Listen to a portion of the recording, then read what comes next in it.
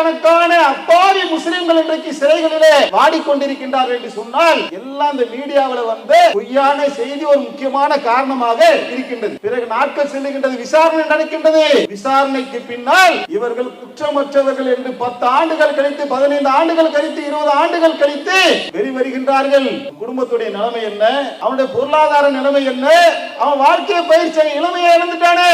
சரி, இவன் வெளியே வந்துட்டாப்பா, குற்றவாளி இவன் இல்ல, உண்மையிலே செய்த குற்றவாளி யார்? 20 வருஷம் கழிச்சு திருப்பி நீ உண்மை குற்றவாளியை கண்டுபிடிக்க முடியுமா? அதோட ஆதாரங்கள் எங்க, சாட்சியங்கள் எங்க, தடயங்கள் எங்க? எல்லாம் மண்ணோடு மண்ணா போயாச்சு. பாவி மக்களை சிக்க வைப்பதற்குண்டான ஒரு சூழ்ச்சியை ஆளுகின்ற அதிகார வர்க்கங்கள், அரசியல்வாதிகள், பண முதலைகள், இந்திய ஊடகங்கள் ஒரு சாரார் பணத்துக்கு வேலை போயிட்டாங்க, ஒரு சாரார் அதிகார பலத்துக்கு அடிபணிந்து போய்விட்டார்கள், ஒரு சாரார் கொன்றொழிக்கப்படுகின்றார்கள், ஒரு சாரார் சிறையில அடைக்கப்படு. என்னையே வழக்கு போடுறாங்க, பத்திரிகையாளர்கள் மீது என்னையே வழக்கு, குண்டாசு, தேச துரோக வழக்கு, ஆள்கடத்தல் வழக்கு. உத்தரப்பிரதேசத்தில் இருக்கக்கூடிய தலித்து சிறுமி கற்பழிக்கப்பட்டார் என்பதற்காக விசாரிக்க சென்ற பத்திரிகையாளர்களை தூக்கி உள்ளக்க வைக்கிறான். இன்னைக்கு வரைக்கும் வெளியே வர முடியல. இந்த நாட்டிலே பத்திரிகை சுதந்திரம் இந்தியாவில் நசுக்கப்படுவதை போல பத்திரிகை சுதந்திரத்தை நசுக்குவதிலே உலகத்திலே மோசமாக ஊடக சுதந்திரத்தை வழங்கக்கூடிய நாடுகளுடைய பட்டியலில் இந்தியா இன்றைக்கு இருக்கின்றது என்ற ஒரு மோசமான சூழல் வந்து எழுந்திருக்கின்றது. இன்றைக்கு இருக்கின்றது என்ற ஒரு மோசமான சூழல் வந்து எழுந்திருக்கின்றது. அஸ்ஸலாமு அலைக்கும் வரஹ்மத்துல்லாஹி வபரகாத்துஹு. அன்பார்ந்த சகோதரர்களே, கேள்விக்குறியாகும் ஊடக அரண் என்கின்ற தலைப்பு எனக்கு வழங்கப்பட்டிருக்கின்றது. ஒரு நாட்டினுடைய வளர்ச்சிக்கு அடிப்படையாக பல்வேறு அம்சங்கள் இருக்கின்றது. கல்வி, மருத்துவம், பொருளாதாரம், வேலைவாய்ப்பு, நீதி, பாதுகாப்பு, சுகாதாரம், நாட்டினுடைய உள்கட்டமைப்பு என்று பல்வேறு விதமான துறைகள் இந்த நாட்டிலே இயங்கி வந்தாலும் அந்த துறைகள் எல்லாம் எதற்காக இயங்குகின்றது என்றால் இறுதியாக மக்கள் நலனிற்காகத்தான் பல்வேறு துறைகளாக பிரிக்கப்பட்டு ஒவ்வொரு துறையும் ஒரு இலக்கை வைத்து இயங்கிக் கொண்டிருக்கின்றது. அந்தந்த துறைகள் சிறப்பான முறையில் நடைபெறும் என்று சொன்னால் இந்த நாடு ஒரு வளர்ச்சி பாதையை நோக்கி பீடுநடை போடுகின்ற ஒரு காட்சியை நம்மால் பார்க்க முடியும்.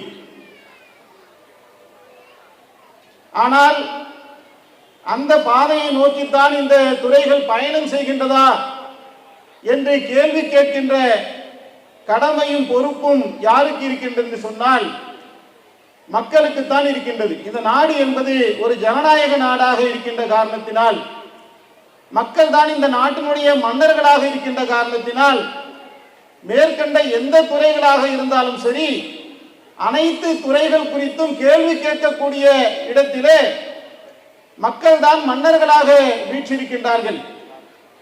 அப்படியாப்பட்ட அந்த மக்களினுடைய மனசாட்சியாக, விளிம்பு நிலை அடித்தட்டு மக்களுடைய குரலாக, பாதிக்கப்பட்ட மக்களுடைய மனசாட்சியாக நின்று ஒலிக்கக்கூடிய ஒரு துறை இருக்கின்றது என்று சொன்னால்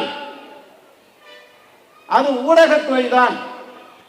ஊடகத்துறை தான் நாம் மேற்சொன்ன எல்லா துறைகளையும் கேள்வி கேட்டு அதில் உள்ள குற்றங்களை, குறைகளை எல்லாம் தட்டி கேட்கக்கூடிய, ஆய்வு செய்யக்கூடிய, புலனாய்வு செய்யக்கூடிய, உண்மையை உலகத்திற்கு எடுத்து சொல்லக்கூடிய, மக்கள் மன்றத்திலே நடக்கக்கூடிய அனைத்து விதமான தகிடு திட்டங்களையும் அம்பலப்படுத்தக்கூடிய இப்படி பெரும் சக்தி வாய்ந்த ஒரு அமைப்பாக ஊடகத்துறை இருக்கின்ற காரணத்தினால்தான் துப்பாக்கி முனையை விட வலிமையானது பேனாவின் முனை என்று சொல்லுவார்கள். இந்திய ஜனநாயகத்தினுடைய 4வது தூண் என்று ஊடகத்துறையை சொல்லுவார்கள். இப்படி பல்வேறு சிறப்புகளுக்கு உரிய இந்த ஊடகத்துறை இன்று நம்முடைய நாட்டிலே எந்த நிலையில இருக்கின்றது என்று நாம் சிந்தித்து பார்க்க கடமைப்பட்டிருக்கின்றோம். ஒரு ஊடகம் நினைத்தால் இந்த உலகத்திலே, இந்த சமுதாயத்திலே மிகப்பெரிய தாக்கத்தை ஏற்படுத்த முடியும். சிரியாவிலே ஏற்பட்ட கலவரத்தை தொடர்ந்து அந்த நாட்டிலே இருந்து அகதிகள் உலகத்தினுடைய பல்வேறு பகுதிகளுக்கும் செல்லுகின்றார்கள். எந்த விதமான பாதுகாப்புமே இல்லாத நிலையில 10 பேர் செல்ல வேண்டிய ஒரு படகில 30 பேர் செல்லுகின்றார்கள். அப்படி பாரம் தாங்காத நிலையில நடுக்கடலிலே கப்பல் கவிழ்ந்து துருக்கி கரையோரத்திலே மண்ணோடு மண்ணாக முகம் புதைந்த நிலையில அயலான் என்ற ஒரு சிறுவனுடைய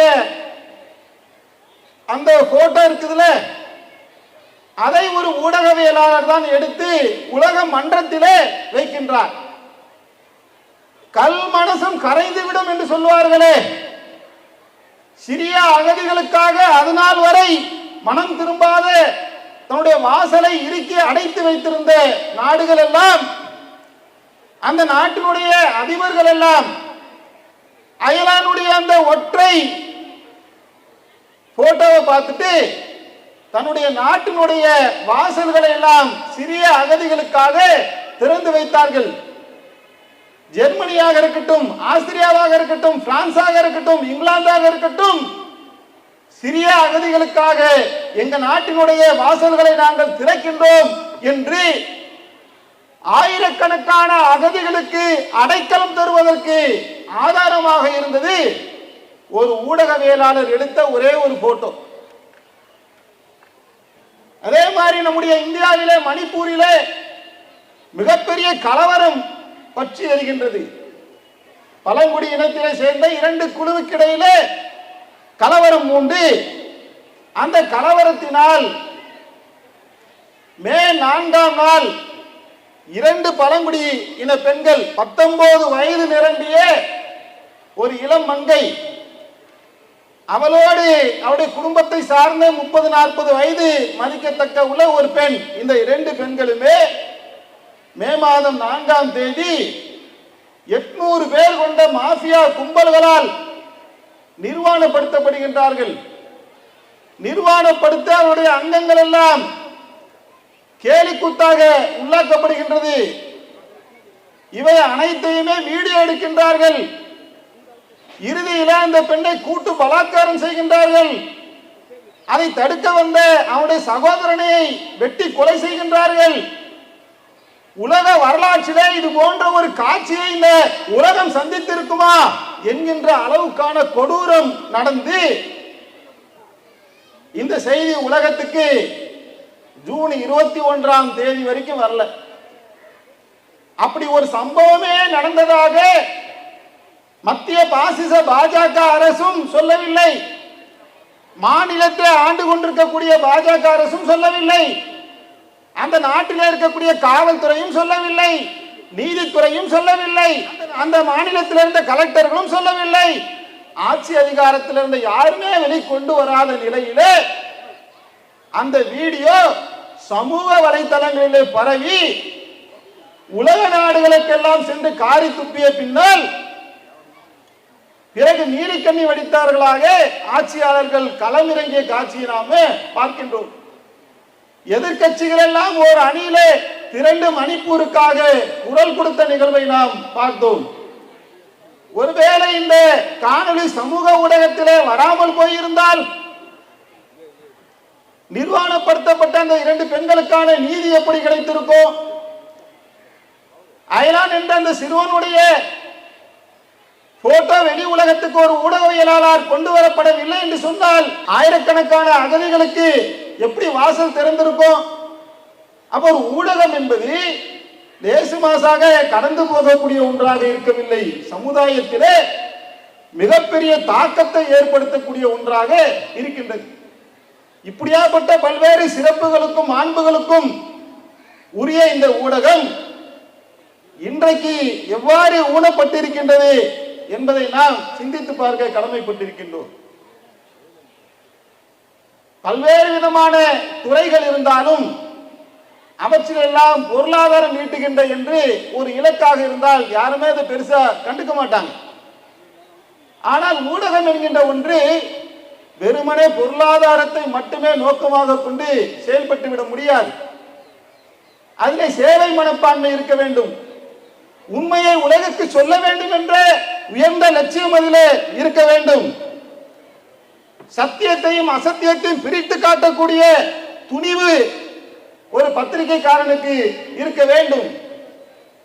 எந்த ஒரு சூழலிலும் எப்பேற்பட்ட இழப்பு ஏற்பட்டாலும் நான் இந்த கருத்திலிருந்து பின்வாங்க மாட்டேன் என்று உண்மைக்காக உறுதியாக நிற்கக்கூடியவனாக ஒரு ஊடகவியலாளர் இருக்க வேண்டும் என்பதுதான் ஊடக தர்மம். ஆனால் இன்றைக்கு ஊடகங்கள் அப்படி இருக்கின்றதா? பல்வேறு நிலைகளிலே அவர்கள் அடிபணிந்து இருக்கக்கூடிய காட்சியை நாம் பார்க்கின்றோம். இன்றைக்கு ஊடகங்கள் நடத்துவதெல்லாம் சாதாரண காரியம் இல்லைங்க. பொருளாதாரம் என்கின்ற ஒன்றுதான் இன்றைக்கு வலுவான ஊடகத்தை தீர்மானிக்கக்கூடிய ஒன்றாக இருக்கின்றது. எனவே இந்த பொருளாதார பலம் படைத்தவர்கள் தான் ஊடகத்தை இன்றைக்கு ஆட்டி படைத்துக் கொண்டிருக்கின்றார்கள். பணபலம் எப்படியோ அதே மாதிரி அதிகார பலம், அரசியல் பின்புலம் இதெல்லாம் இல்லை என்று சொன்னால் ஒரு ஊடகத்தை நடத்த முடியாது. அப்ப ஊடகத்தை நடத்துவதற்காக கார்ப்பரேட் முதலாளிகளுக்கும் பண முதலைகளுக்கும் அரசியல் அழுத்தங்களுக்கும் அடிபணிந்துதான் ஒரு ஊடகத்தை இன்றைக்கு நடத்த வேண்டிய சூழலுக்கு ஊடகத்தை நடத்தக்கூடியவர்கள் செல்லுகின்ற காட்சியை நாம பார்க்கின்றோம். இந்த நாட்டில எந்த ஒரு சம்பவம் நடந்தாலும் அதை அணுகுகின்ற விதத்தில் ஊடகம் எப்படி இருக்குது? ஒரு தீவிரவாத சம்பவமோ அல்லது ஏதாவது ஒரு அசம்பாவிதமோ நடந்துவிட்டால் உடனடியாக அதில் ஊடகம் எப்படி செயலாற்றுகின்றது? உடனடியாக என்ன செய்வாங்கன்னா ஒரு முஸ்லிம் மீது பழியை போட்டுருவாங்க. அது காந்தியை சுட்ட கோட்சே காலத்திலிருந்து இதுதான் இந்தியாவுடைய நடைமுறையாக இருந்து வருகின்றது. காந்தியை கோட்சே சுட்ட நேரத்தில் அவன் காந்தியை சுட்டதே பெரிய தப்பு. அதுல இஸ்மாயில் பச்சை குத்திட்டு சுட்டா பார்த்தீங்களா, அது விட பெரிய தப்பு. ஏன்னா குழப்பம் செய்யறது கொலையை விட பெரிதுன்னு இஸ்லாம் சொல்லுதுங்க. கொலை செஞ்சுட்டான் காந்திய. அவர் நாட்டினுடைய தேச தந்தையாக மதிக்கப்பட்டு கொண்டிருக்கக்கூடிய நேரத்தில் அவன் எந்த அளவுக்கு அவனுடைய சிந்தனையில வெறி ஊறி இருந்தால், மத வெறி ஊறி இருந்தால், கலவரத்துக்கு பிறந்தவனாக அவன் இருந்தால் அவன் கையில இஸ்மாயில் என்று பச்சை குத்தி கொண்டு காந்தியை சுடுவான். சுட்ட மாத்திரத்திலே நெருப்பாக செய்தி மக்களிடத்திலே பரவுகின்றது. ஒரு இஸ்லாமியன் காந்தியை சுட்டுக் கொண்டு விட்டான், எங்க நாடே அவரை நேசிக்குதுங்க.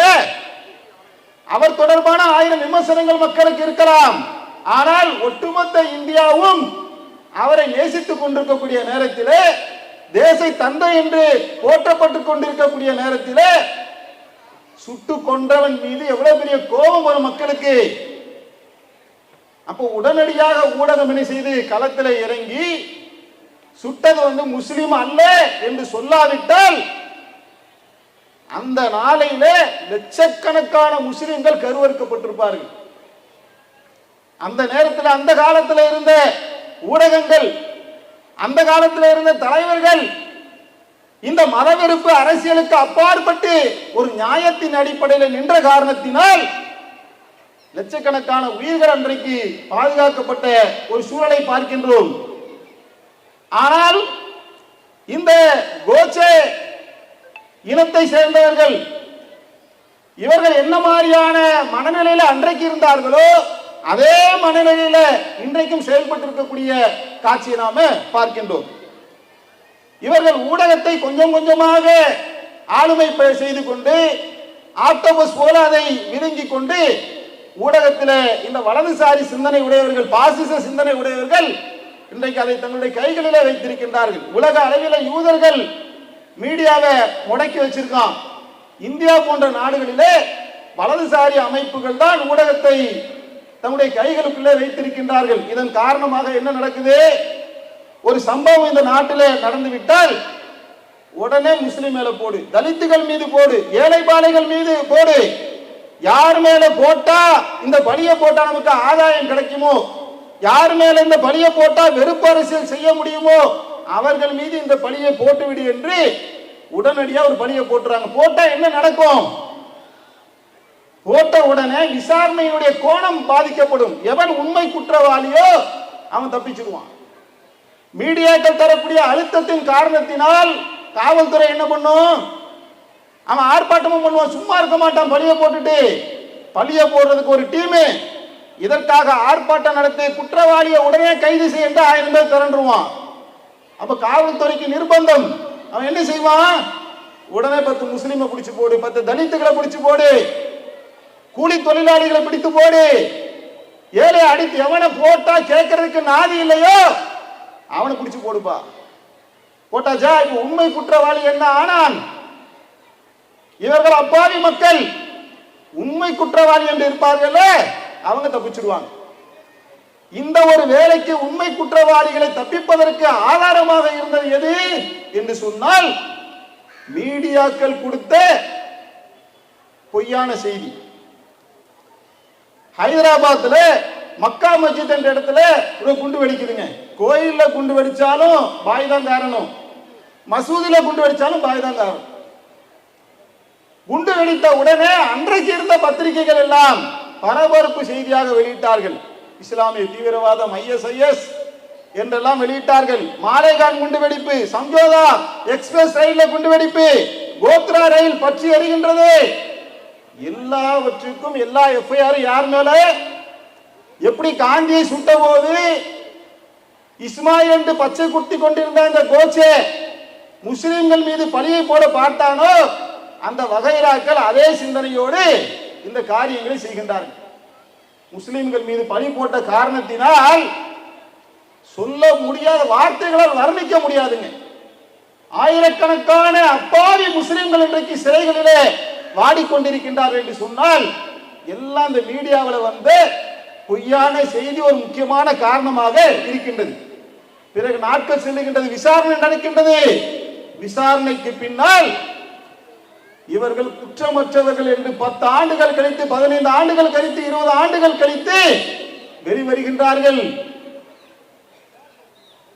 அவன் குடும்பத்துடைய நிலைமை என்ன, அவனுடைய பொருளாதார நிலைமை என்ன, அவன் வாழ்க்கையை பயிற்சி இளமையை இழந்துட்டானே. சரி, இவன் வெளியே வந்துட்டாப்பா, குற்றவாளி இவன் இல்ல. உண்மையிலே செய்த குற்றவாளி யார்? 20 வருஷம் கழிச்சு திருப்பி நீ உண்மை குற்றவாளியை கண்டுபிடிக்க முடியுமா? அதோடைய ஆதாரங்கள் எங்க, சாட்சியங்கள் எங்க, தடயங்கள் எங்க? எல்லாம் மண்ணோடு மண்ணா போயாச்சு. அப்ப அப்பாவி மக்களை சிக்க வைப்பதற்குண்டான ஒரு சூழ்ச்சியை ஆளுகின்ற அதிகார வர்க்கங்கள், அரசியல்வாதிகள், பண முதலைகள் இந்த வேலையை என்ன செய்யறாங்க? மீடியாக்களின் மூலமாக ஒரு நெருக்கடி கொடுக்கக்கூடிய காட்சி வந்து பார்க்கிறோம். அந்த நெருக்கடிக்கு அடிபணிந்து செல்லக்கூடிய நிலைகளை இன்றைக்கு ஊடகத்துறையில பார்த்து வருகின்றோம். அதே மாதிரி பொய்யான செய்திகளை பரப்பிக் கொண்டே இருக்குது. சென்னையிலங்க, ரொம்ப தூரம் போக வேணாம், இந்த சென்னையில ஜல்லிக்கட்டுக்காக ஒரு போராட்டம் நடக்குதுங்க. அந்த ஜல்லிக்கட்டு போராட்டத்தில் பல சமுதாயத்தை சேர்ந்த மக்களும் போனாங்க. இஸ்லாமிய சமுதாயத்தை சார்ந்த சிலரும் என்ன செஞ்சாங்க? அந்த போராட்டங்கள்ல போய் கலந்துக்கிறாங்க. அது சரியா தப்பா அதை பத்தி நம்ம பேச வரல. அதே ஒருத்தன் என்ன செய்யறான்? வீடியோ எடுத்து இஸ்லாமிய தீவிரவாதிகள் ஜல்லிக்கட்டுக்குள்ளே நுழைந்து விட்டார்கள் என்று சமூக வலைதளத்தில் பரப்புறாங்க. ஒசாமா பின் லேடன் உள்ளக வந்துட்டான், வெளிநாட்டு சக்திகள், அந்நிய சக்திகள் ஜல்லிக்கட்டு போராட்டத்துக்குள்ளே நுழைந்து விட்டார்கள், ஒரே பரபரப்பு செய்தி. அதை போடுற மெயின் ஸ்ட்ரீம் மீடியா இதை வெளியிடுகின்றது. மக்கள் எந்த மீடியாக்களை லட்சக்கணக்கில் பார்ப்பார்களோ, காசு கொடுத்து வாங்கி படிப்பார்களோ, அது போன்ற மீடியாக்கள், லட்சக்கணக்கான சப்ஸ்கிரைபர் வச்சிருக்கக்கூடிய யூடியூபர்ஸ் இந்த செய்திகளை பரப்புகின்றார்கள். திட்டமிட்டு இதை பரப்புவதற்கென்றே ஒரு குரூப் செயல்படுது. சமீபத்திலே வந்த கொரோனா, அந்த கொரோனா என்கின்ற ஒன்று ஒரு கிருமி அப்படிங்கிறதும், அந்த கிருமியின் மூலமாகத்தான் இது பரவுகின்றது என்பதையும், அது வந்தவுடனே உலக நாடுகள் எல்லாம் உடனடியாக அவர் வார் ரூம் ரெடி பண்ணி இந்த கிருமியை ஒழிக்கிறதுக்கான மருந்தை எப்படி கண்டுபிடிக்கிறது என்ற ஆராய்ச்சியில் ஈடுபட்டான். இவன் என்ன செய்யறான்? இங்க உள்ள மீடியாக்கள் என்ன செய்தது? தட்ட நக்கிற வீடியோ எடுத்து வெளியிடுறான். ஒரு பாய் தாடியும் தொப்பியும் வச்சுக்கிட்டு தட்ட நக்கிறாருங்க. அது எப்பவோ நக்கின தட்டு. அந்த தட்டை எடுத்து இந்த பாய் தான் நக்கி நக்கி கொரோனாவை பரப்புறாரு எச்சில் மூலமாக. இன்னொரு வீடியோ போடுறான், ஒரு பாய் ரோட்ல போகும்போது நீங்க வச்சுட்டு போக மாட்டீங்களா? அது ஒரு வீடியோ. அது எங்க என்ன செய்யறான், கூகுள்ல போய் சர்ச் பண்ணா எச்சு துப்புற வீடியோன்னு போட்டீங்கன்னா 1000 வீடியோ வரும். அதுல ஒரு பாய் எடுத்துக்கிட்டு இந்த பாய்க்கு கொரோனா ஒருத்தன் விளக்குவான். இந்த தமிழ்நாட்டில் ஒரு லூஸ் இருக்கான் பாருங்க, போட்டு படம் போட்டு விளக்குவான்ல, அந்த மாதிரி லூசுகள் என்ன பண்றாங்க, இந்த பாய் இருக்காருல, இவர் கொரோனாவால் பாதிக்கப்பட்டவர், போற இந்துக்கள் இருக்கக்கூடிய தெருவிலே வந்து எச்சியை துப்பி இவர் தான் தமிழகத்தில் கொரோனாவை பரப்பினார், இவர் தான் வட இந்தியாவில் கொரோனாவை பரப்பினார். அவன் தப்பி ஜமாத்துக்காரங்க ஒருத்தங்க இருக்காங்க, அப்பாவி மக்கள், அவனுக்கு ஒண்ணுமே தெரியாது பாவம். அவங்க என்ன செய்யறாங்க, ஒரு இடத்துல போய் கூடி கலையிறாங்க. இவர்கள் கொரோனா பரப்புவதற்காக ஒன்று கூடி இந்தியா முழுவதும் போயிட்டாங்க. அவன் என்ன செய்யறான், பெரிய உலக மகா தீவிரவாதி மாதிரி அவன் வீட்டுக்கெல்லாம் வந்து கக்கூசு முதற்கொண்டு தேடி அவன் வீடு போய் என்ன செய்யறான், பிடிக்கிறான். இன்னைக்கு 10 பேரை பிடிச்சோம், இன்னைக்கு 5 பேரை பிடிச்சோம். கடைசியில என்னன்னு பார்த்தா எல்லாமே பொய்யுங்க. எல் முனையளவு கூட உண்மை இல்லைங்க. ஆயிஷா என்ற ஒரு தீவிரவாதி தமிழகத்துக்குள்ள நுழைந்து விட்டால் வெடிகுண்டோடு சுத்துறா. ஒரே மக்களுக்கெல்லாம் பதட்டம். நீங்க போய் வாடகைக்கு வீடு கட்டிங்கன்னா வீடு கிடைக்காது, ஏன்னா நீங்க தான் ஆயிஷா. ஏன்னா அப்பாவி என் அருமை இந்து சமுதாய மக்கள் மத்தியிலே நீங்கள் எதை சொல்ல வருகின்றீர்கள்? பர்தா போட்டவர் எல்லாம் தீவிரவாதி. ஏன் ஆயிஷா பர்தா போட்டுக் கொண்டு சுட்டுகின்றார்? சமூக வலைத்தளங்களிலே விஷயமாக பரப்பப்படுகின்றது. இதோடு விட்டார்களா, பிரியாணி நீங்க போய் பாய் கடையில் சாப்பிடுறீங்கல்ல, அவங்க என்ன பண்ணுவாங்கன்னா முஸ்லீம் அல்லாதவங்களுக்கு விற்கிறதுக்கு ஒரு அண்டா ஆக்கி வச்சிருக்கா, அந்த அண்டால எச்சு துப்பி வச்சிருப்பான். நீ பாய் கடையில் போய் பிரியாணி சாப்பிட்டேன்னு சொன்னா எச்சு துப்புன பிரியாணி தான் உனக்கு தருவான் என்று இதை ஒருத்தன் போட்டு பரப்புறான்.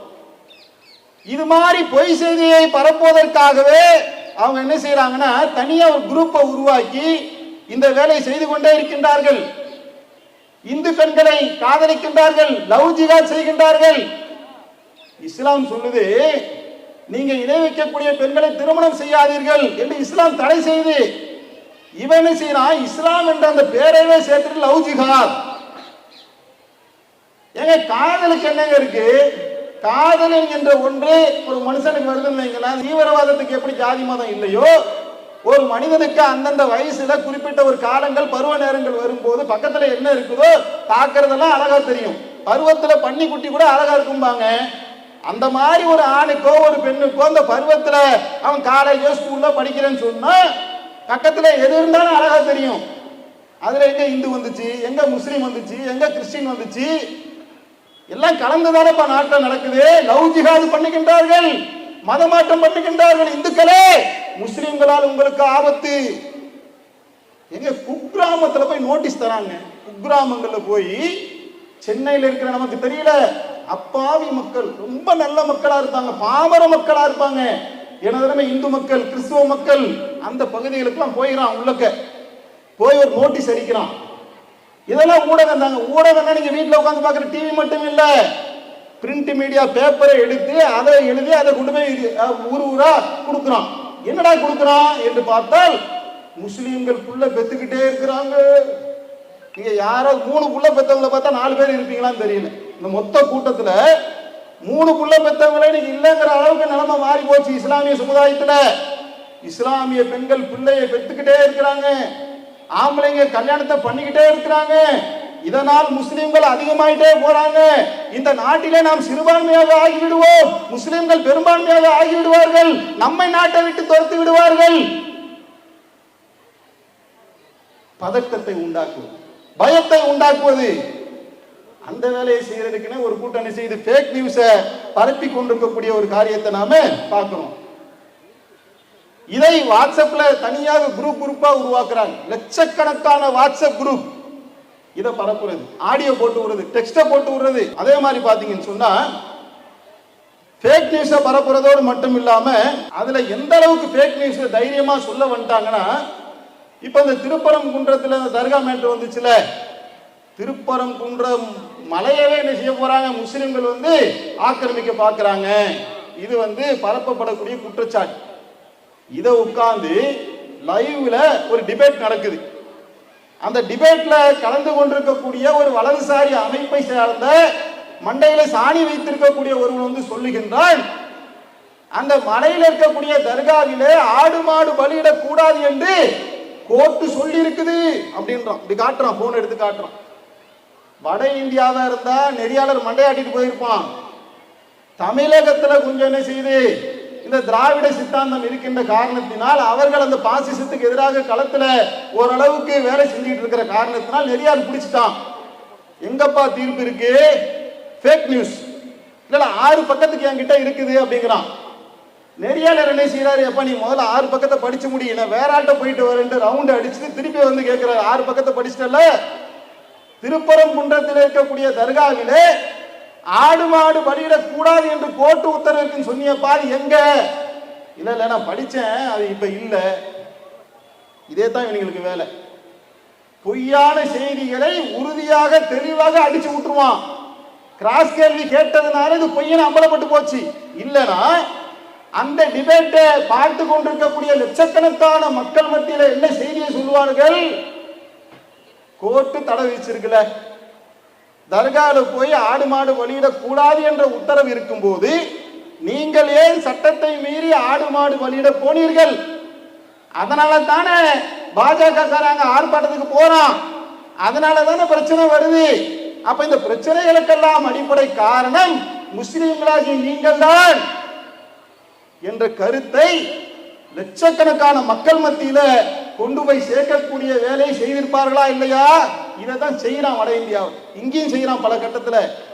ஒரு சில இடங்களிலே பிடிக்கும் போது மாட்டிக்கொள்ளக்கூடிய காட்சியை நாம பார்க்கிறோம். இந்த காலகட்டத்தில் கொஞ்சம் மனசாட்சியோட நம்ம முதல்ல ஆரம்பத்தில் சொன்னோம்ல, உண்மையை நான் உறுதியாக சொல்லுவேன், உறுதியாக நான் அதில் நிற்பேன் என்று சில எத்திக்ஸை வைத்துக் கொண்டு அதை ஃபாலோ பண்ணக்கூடிய ஒரு சில ஊடகங்கள் இருக்கத்தான் செய்யுது. மொத்த ஊடகத்துறையும் நாசமா போச்சுன்னு சொல்ல முடியாது. ஒரு பெரும்பாலான ஊடகங்கள் விலை போகிவிட்டாலும், பெரும்பாலான ஊடகங்கள் அடிபணிந்து விட்டாலும், அதில் நியாயத்தோடு நடுநிலைமையோடு சொல்லக்கூடிய ஊடகங்கள் இருந்து அந்த ஊடகத்திலிருந்து பல கருத்துக்கள் வைக்கப்பட்டால் அந்த ஊடகத்தை நீ சும்மா விட மாட்டேங்கிறான். நீ எப்படி நான் காசு கொடுத்தாலும் வாங்க மாட்டேங்கிற, நான் மிரட்டினாலும் அடிபணிய மாட்டியா, உன்னை நான் சும்மா விட மாட்டேன் என்று நியாயத்தோடு சத்திய கருத்தில் நின்று எழுதக்கூடிய ஊடகத்துடைய நிலைமை என்ன இன்னைக்கு? NDTV இருக்கக்கூடிய ரவீஷ்குமார் என்று சொல்லக்கூடிய ஒரு பிரபலமான ஒரு நெறியாளர், அவர் இந்த பதான்கோட்ல ஒரு தாக்குதல் நடந்துச்சு பாருங்க. அந்த பதான்கோட் தாக்குதல் சம்பவத்தை வச்சு ஒரு விவாதத்தை நடத்துறார். அக்கு வேற ஆணி வேற பிரிக்கிறார். அந்த விவாதம் தொடருது. அது நாளுக்கு நாள் என்ன ஆகுதுன்னா, இதனால் அரசாங்கத்துடைய பேர் பயங்கரமா டேமேஜ் ஆகுது. உடனே என்ன செய்யறாங்க, NDTVக்கு தடை விதிச்சு 24 மணி நேரம் நீ இந்த சேனலே நடத்தக்கூடாது முடக்கி வைக்கிறான். ஏங்க NDTVங்கிறது எவ்வளவு பெரிய ஒரு செய்தி சேனல். அந்த காலகட்டத்தில் அதையே முடக்கக்கூடிய அளவுக்கு உண்டான வேலைகளை செய்கின்றார்கள். ஒரு நெறியாளர் இருந்து பாசிசவாதிகளுக்கு எதிராக கேள்வி கேட்டான் வைங்களேன், கேள்வி லேசு மாசம் அப்படியே அவன் பதில் சொல்ற அளவுக்கு கேட்டுக்கிட்டா விட்டுருவான். பதிலே சொல்ல முடியாத அளவுக்கு கிடுக்குப்பிடி போட்டு பிடிச்சான்னு சொன்னா அது பல ரூட்ல வந்து என்ன செய்வான், அந்த சேனலுக்கு நெருக்கடி கொடுத்து அந்த நெறியாளரே தூக்கிடுவான். நியூஸ் 7ல இருந்து தூக்கியிருக்கான், புதிய தலைமுறையில இருந்து தூக்கியிருக்கான், நியூஸ் 18ல இருந்து தூக்கியிருக்கான். நம்ம தமிழகத்திலேயே எவ்வளவோ குணசேகரன் போன்ற நெறியாளர்கள் எல்லாம் பந்தாடப்பட்டார்கள் என்று சொன்னால் காரணம் என்ன?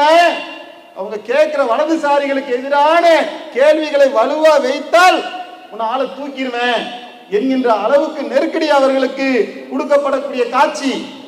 அதே மாதிரி வயர் என்று சொல்லக்கூடிய பத்திரிகை, நியாயமா நடக்கக்கூடிய அந்த பத்திரிகையில் எந்த அளவுக்கு நெருக்கடியை சந்திக்கிறாங்க. அமித்ஷாவுடைய மகன் ஜெய்ஷா, அவனுக்கு திடீரென்று என்ன செய்யறான், ஒரு வருஷம் தொழில் பண்ணிட்டு இருக்காங்க, அடுத்து 1-2 ஆண்டுகளை பார்த்தா கோடிக்கணக்கான ரூபாய் அவனுடைய கம்பெனியில வந்து விழுகுது. அப்ப இந்த ஒயர் பத்திரிகை என்ன செய்யறான், அவனுடைய பத்திரிகையில ஃப்ரண்ட் பக்கத்துல ஒரு பெரிய கட்டுரை எழுதுறான்.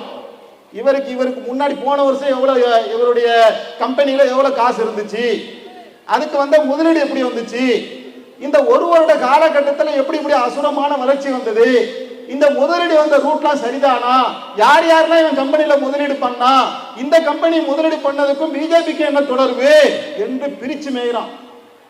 சும்மா விடுவானுங்களா? அந்த ஒயர் பத்திரிகைக்கு என்ன செய்யறான், உடனடியாக கடுமையான கண்டனங்களை தெரிவித்து அவன் மீது வழக்கு போட்டுறான். யார் வழக்கு போடுறது? சென்ட்ரல் கவர்மெண்ட், மத்திய அரசாங்கமே ஒயர் பத்திரிகையின் மீது வழக்கு போட்டு அந்த வழக்குக்கு அழகு வைக்கக்கூடிய வேலையை செய்யறாங்க. இதே மாதிரி கேரவன் என்று சொல்லக்கூடிய பிரபலமான பத்திரிகை அமித்ஷாவுடைய வழக்கை விசாரிச்ச லோயா படுகொலை சம்பந்தமாக இந்த கேரளமும் புலனாய்வு பண்றான். புலனாய்வுல செய்து விட்டு மக்கள் மத்தியில செய்தியை கொண்டு போய் சேர்த்த இந்த கேரவன் பத்திரிகையை வழக்கு போட்டு என்ன செய்யறான். ஆனா அதுல பெரிய சந்தேகம் இன்னைக்கு வரைக்குமே அமித்ஷா லோயா மேட்டர்ல, லோயா படுகொலைக்கு பின்னணியில அமித்ஷா இருப்பாரோ என்ற குற்றச்சாட்டு பெரிய அளவுக்கு இன்றைக்கு வரைக்குமே மக்கள் மத்தியில சட்ட ரீதியாக இருந்து வரக்கூடிய நிலையில, அதுக்கு முகாந்திரம் இருக்கக்கூடிய நிலையில அவர்கள் மீது வழக்கு. இது மட்டும் இல்லாம இதையும் தாண்டி என்ன அடக்குமுறை பண்ணாலும் சரிடா, நான் உன்னை தோல் உரிக்காம விடமாட்டேன் என்று உயிரே போனாலும் பரவாயில்ல என்று களத்தில் நின்று நிற்பார்கள். அந்த மாதிரி நின்றவர்களிலே கௌரி லங்கேஷ் என்று சொல்லக்கூடியவர், சித்தாந்த ரீதியாக நமக்கு 1000 கருத்து வேறுபாடு இருக்கட்டும், ஆனால் இந்த நாட்டிலே வலதுசாரிகளுடைய தோலை உரிப்பதற்காக கர்நாடகாவை சேர்ந்த கௌரி லங்கேஷ் அவங்களுடைய தாய்மொழிகள்ல தொடர்ந்து என்ன செய்றாங்க, இந்த பாசிச பாஜகவுக்கு எதிராக தோல் உரித்து கட்டுரைகளை எழுதுகின்றார். அவர் ஒரு மீட்டிங்ல போய் பேசினா மக்கள் 1000 கணக்கில் கூடுகின்றார். ஒரு பத்திரிகையாளர் என்பதையும் தாண்டி பயங்கரமான வரவேற்பு மக்கள் மத்தியில. விட்டார்களா? அவருடைய வீட்டுக்கு முன்னாடியே வச்சு துடிக்க துடிக்க சுட்டுக் கொள்றாங்க. கௌரி லங்கேஷை எந்த துப்பாக்கியால் சுட்டு கொண்டார்களோ அதே புல்லட்டை வைத்து 2015 கல்புர்கி என்று சொல்லக்கூடிய பத்திரிகையாளர்களை ஏற்கனவே சுட்டுக் கொண்டிருக்காங்க. 2015 கல்புர்கி சுட்டுக் கொல்லப்பட்டு அந்த சுட்டுக் கொல்லப்பட்ட விசாரணையில அந்த குற்றவாளியை கைது செய்யாத காரணத்தினால் அதே குண்டு, அதே துப்பாக்கியிலிருந்து வந்த குண்டுதான் கௌரி லங்கேஷையும் சுட்டுக் கொண்டிருக்கின்றது என்று சிறப்பு புலனாய்வு பிரிவு கண்டுபிடிக்கிறான். கோவிந்த் பன்சாரே என்ற பத்திரிகையாளர் அவர் படுகொலை செய்யப்படுகின்றார். நரேந்திர தவோல்கர் என்று சொல்லக்கூடியவர் படுகொலை செய்யப்படுகின்றார். மணந்தால் மகாதேவி இல்லாட்டி மரணதேவி என்று என்ன செய்வாங்க, அந்த காலத்து படத்தை சொல்லி சிரிப்பா பார்த்திருக்கீங்களா? ஏறக்குறைய அந்த வில்லனுக்கு நிகரானவர்களை இவங்கெல்லாம் வந்தா ஏங்க எனக்கு கட்டுப்பட்டு வந்தால் உனக்கு என்ன செய்வேன், அர்ணாப் கோஸ்வாமி மாதிரி தனியா சேனல் கூட வச்சு தருவேன், மகாதேவி தான். இல்லையா மரணதேவி போ, ஆலய தூக்கிறேன், காலி பண்ணிருவேன். இந்த அளவுக்குத்தான் இன்றைக்கு இந்திய ஊடகங்கள் சிக்கி தவிக்கின்றன என்று சொன்னால், ஒரு சாரார் பணத்துக்கு வேலை போயிட்டாங்க, ஒரு சாரார் அதிகார பலத்துக்கு அடிபணிந்து போய்விட்டார்கள், ஒரு சாரார் கொன்றொழிக்கப்படுகின்றார்கள், ஒரு சாரார் சிறையில அடைக்கப்படு. என்னையே வழக்கு போடுறாங்க பத்திரிகையாளர்கள் மீது, என்னையே வழக்கு, குண்டாசு, தேச துரோக வழக்கு, ஆள்கடத்தல் வழக்கு. உத்தரப்பிரதேசத்தில் இருக்கக்கூடிய தலித்து சிறுமி கற்பழிக்கப்பட்டார் என்பதற்காக விசாரணைக்கு சென்ற பத்திரிகையாளர்களை தூக்கி உள்ளக்க வைக்கிறான். இன்னைக்கு வரைக்கும் வெளியே வர முடியல. இந்த நாட்டிலே பத்திரிகை சுதந்திரம் இந்தியாவில் நசுக்கப்படுவதை போல உலகம் முழுவதும் ஊடகத்துறை நசுக்கப்படுது. எந்த அளவுக்கு நசுக்கப்படுகின்றது என்பதை ஒரு நிறுவனம் என்ன செய்யறான், டேட்டா எடுக்கிறான். எடுத்து 180 நாடினுடைய பட்டியல்களிலே இந்தியா எத்தனாவது இடம், பத்திரிகை சுதந்திரத்தை நசுக்குவதில 150வது இடத்துல இந்தியா இருக்கு. உலக பத்திரிகை சுதந்திரமே இல்லை என்கின்ற அளவுக்கு கடைசி பார்த்தோம்னா 30 நாடு தான் இருக்கு. உலகத்திலே மோசமாக ஊடக சுதந்திரத்தை வழங்கக்கூடிய நாடுகளுடைய பட்டியலில இந்தியா இன்றைக்கு இருக்கின்றது என்ற ஒரு மோசமான சூழல் எழுந்திருக்கின்றது. அப்ப இந்த ஒரு சூழலிலே நம்முடைய கடமை என்ன, நம்முடைய பொறுப்பு என்ன? இந்த நியாயவான்களாக இருந்து பத்திரிகையை நடத்தி கொண்டிருக்கக்கூடியவர்களுக்கு நாம் சொல்லக்கூடிய செய்தி என்ன? இஸ்லாம் இந்த உலகத்திற்கு சொல்லுகின்றது, இறை நம்பிக்கை கொண்டோரே, பாவம் செய்பவன் உங்களிடம் ஏதேனும் ஒரு செய்தியை கொண்டு வந்தால் அறியாமையால் ஒரு கூட்டத்தாருக்கு நீங்கள் தீங்கு இழைக்காது இருக்க அதன் உண்மைத்தன்மையை தெளிவுபடுத்திக் கொள்ளுங்கள். ஒரு பாவி ஒரு செய்தியை கொண்டு வந்தா அது ஃபேக் நியூஸா இருக்கலாம், பொய்யான நியூஸாக இருக்கலாம், தப்பான செய்தியா இருக்கலாம். நல்லவனை கெட்டவன் சொல்லிடலாம், கெட்டவனை நல்லவன் சொல்லிடலாம். அந்த செய்தியை நீ என்ன செய், ஆய்வு செய் என்று உலகத்துக்கு திருக்குர்ஆன் என்ன செய்து அழகான ஒரு வழிகாட்டுதலை கொடுக்கின்றது. இந்த வழிகாட்டுதலை இந்த ஊடகத்துறை எடுத்து அதை நீதியை நிலைநாட்டுவார்கள் என்று சொன்னால் பெருவாரியான ஊடகத்தில் இருக்கக்கூடிய கரைகள் துடைக்கப்படுவதற்கான சாத்தியக்கூறு இருக்கின்றது. அதே மாதிரி அல்லாஹ் சொல்லி காட்டுகின்றான், ஒரு சமுதாயத்தின் மீது உள்ள வெறுப்பு, நீங்கள் நீதி செலுத்தாமல் இருக்க உங்களை தூண்ட வேண்டாம், நீதி செலுத்துங்கள், அதுவே இறையச்சத்திற்கு நெருக்கமானது. அப்ப அன்பார்ந்த சகோதரர்களே, ஒரு இஸ்லாமிய சமுதாயத்தின் மீது வெறுப்பு, தலித் சமுதாயத்தின் மீது வெறுப்பு, ஏழை மக்கள் மீது வெறுப்பு, இந்த வெறுப்பின் காரணத்தினால் நீதி பிறண்டு எழுதக்கூடியவனாக நீ மாறிவிடுகின்றாயே. இதனால் இந்த சமுதாயம் பல வகையில பாதிக்கப்படுகின்றதே. இப்ப நீ நியாயவானாக இருந்தால், இறைவனை பயப்படக்கூடியவனாக இருந்தால் நீதிக்கு சாட்சியாக இரு என்று இஸ்லாம் இந்த உலகத்துக்கு சொல்லு. இஸ்லாம் என்பது உலக பொதுமறைங்க, உலக முஸ்லிம்களுக்கு சொல்லப்பட்ட வார்த்தையா இது? உலகத்துக்கே இஸ்லாம் உலக வேதமாக இருந்து உலக பொதுமறையாக இருந்து இந்த தத்துவங்களை சொல்லுகின்றது. இந்த தத்துவங்களை இந்த மீடியாவில் இருக்கக்கூடிய ஊடக நண்பர்கள் இதை வாழ்விலை கடைபிடித்து இஸ்லாமிய மக்கள் இந்த தகுதி உடையவர்களை வளர்த்து நாமும் இந்த ஊடகத்துறையில சிறந்த பங்களிப்பை ஆற்ற வேண்டும் என்ற கோரிக்கை வைத்தவனாக என்னுடைய உரையை நிறைவு செய்கின்றேன். வாகிருதுவானா அல்ஹம்துலில்லாஹி ரப்பில் ஆலமீன்.